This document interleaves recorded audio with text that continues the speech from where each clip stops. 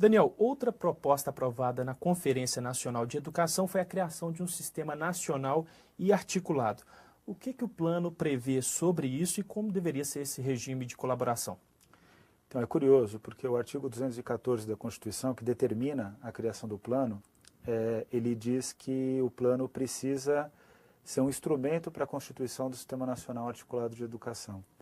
E a realidade é que não existe nenhuma menção clara no plano, principalmente no âmbito da ausência das responsabilidades da União, dos Estados e dos municípios, no sentido de apontar quais são os caminhos para a construção desse sistema.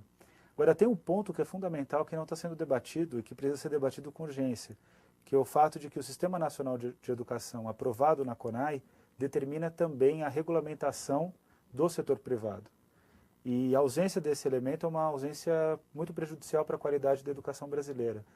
Nos países onde a educação privada tem controle, tem regulação, os resultados em termos de participação dos professores, de gestão democrática dos estabelecimentos são muito positivos em termos de qualidade. E isso precisaria acontecer aqui no Brasil também. Então é uma ausência no plano. E quais são os desafios, então, Daniel, para a construção desse sistema nacional? O que precisa ser feito?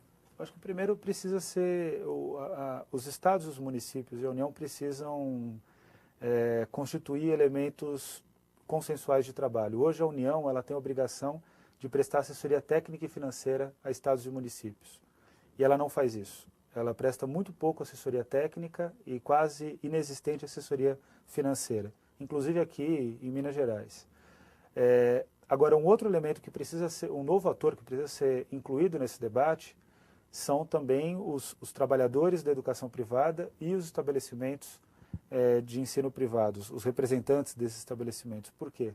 Porque o sistema precisa ser um sistema amplo, tem que ser um sistema que parta do pressuposto de que a educação é uma questão de Estado no país, então não é uma questão mercantil, o que significa que toda educação deve ser debatida por instituições do Estado e regulação, processo de regulação por meio de conselhos, por meio de processo de gestão democrática. Então, eu acredito que esse deveria ser o caminho para o sistema e o plano deveria, pelo menos, considerar a construção dessas câmaras de negociação. Certo. Daniel, o presidente da comissão especial criada na Câmara para tratar do projeto de lei, o deputado Gastão Vieira, disse que não adianta aprovar metas ambiciosas diante de um cenário de possível crise econômica.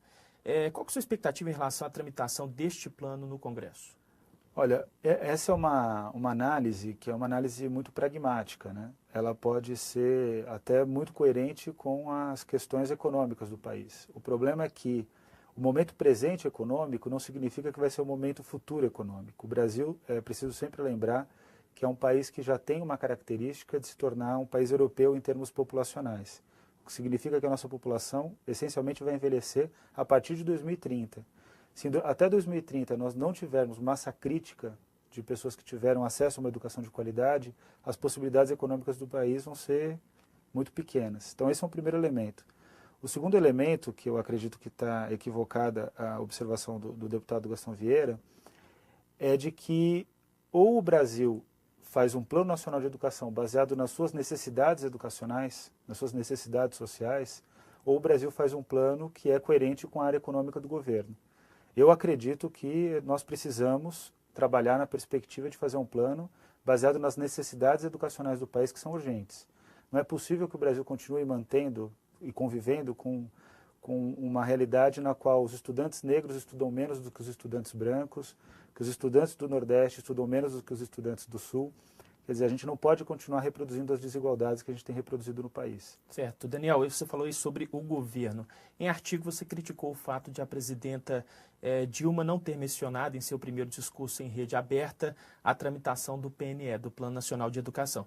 Você diz que a impressão que ficou é a de que a ação federal na educação permanecerá desarticulada e mais tímida do que a necessidade do país. Como tem sido até o momento a postura do governo federal em relação ao plano?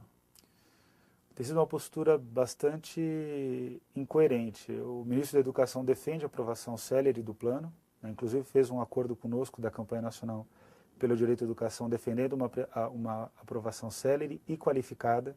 Quer dizer, ele reconhece que o plano é limitado, a proposta atual do governo é limitada. mas a Casa Civil e os outros articuladores do governo no Congresso Nacional não apontam o plano como uma prioridade. Então isso é uma questão de forte preocupação. Em resumo, isso também determina qual é a prioridade, qual é a força do Ministério da Educação na esplanada dos ministérios. Eu acredito que esse seja um ponto-chave que a gente precisa analisar. A educação ainda não é um ministério considerado prioritário dentro da esplanada. É muito mais prioritária a área econômica, Ministério da Justiça, até mesmo o Ministério da Saúde, que tem um ministro muito forte politicamente, muito capaz, ele acaba tendo vantagens nesse sentido. Daniel, para a gente terminar essa nossa entrevista, depois de tudo isso que nós conversamos, o que precisa ser feito para que o Plano Nacional de Educação não se transforme em mais um documento com metas que não foram cumpridas?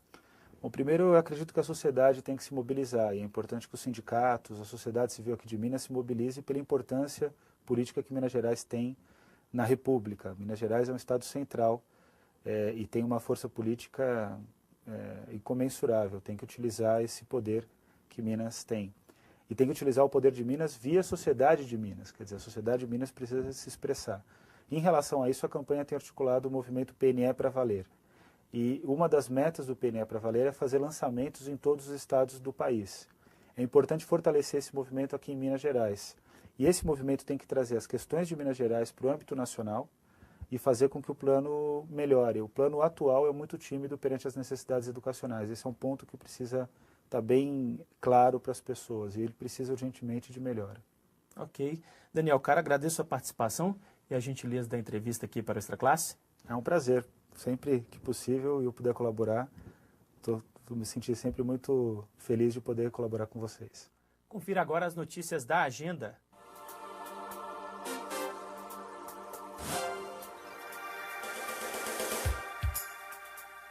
Funarte MG apresenta Vazio das Partes. O espetáculo é fruto de uma composição coreográfica desenvolvida por Elke Seidler, professora de dança contemporânea, e de um trabalho de improvisações em solos, duos e trios dos bailarinos da companhia.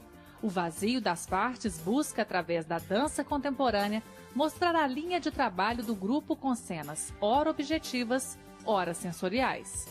Semana Sidney Lumet.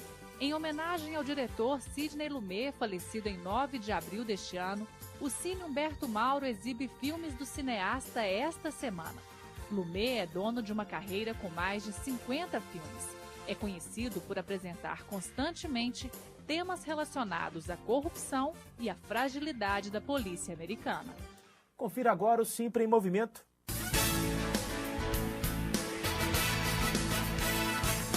Em audiência pública nesta terça-feira, na Assembleia Legislativa, deputados, representantes do governo e de entidades ligadas à educação discutiram propostas para enfrentar a violência nas escolas.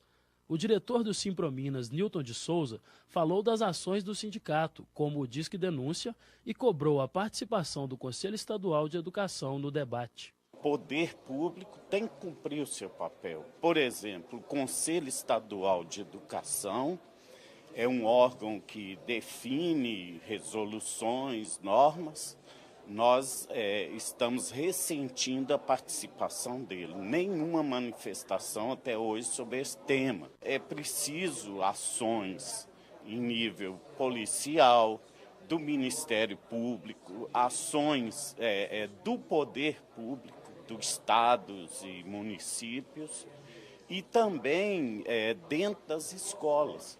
Porque muitas escolas escondem os problemas, não deixam divulgar para não perder alunos. Já o deputado Carlinhos Moura defendeu a valorização dos trabalhadores da educação e afirmou que o governo estadual ainda está em dívida com os profissionais do setor. Nós não podemos pensar investimento na escola simplesmente do ponto de vista da reforma da estrutura física. A estrutura física é importante, mas ela por si só não quer dizer nada. A gente precisa ter uma escola, sem dúvida nenhuma, com boa infraestrutura, mas especialmente com recursos humanos, com profissionais, com valorização do professor bem remunerado, com boa assessoria dentro da escola, com os profissionais habilitados. E isso nós entendemos que o Estado de Minas ainda está em débito com os profissionais da educação do Estado de Minas Gerais. As sugestões apresentadas na audiência serão debatidas em um fórum técnico que acontece no mês de outubro. A gente fica por aqui, mas para saber mais sobre o Sindicato dos Professores é só visitar o nosso site. Sua participação é muito importante. Envie sugestões e críticas para o endereço extraclasse@simprominas.org.br. Um grande abraço e até a próxima semana.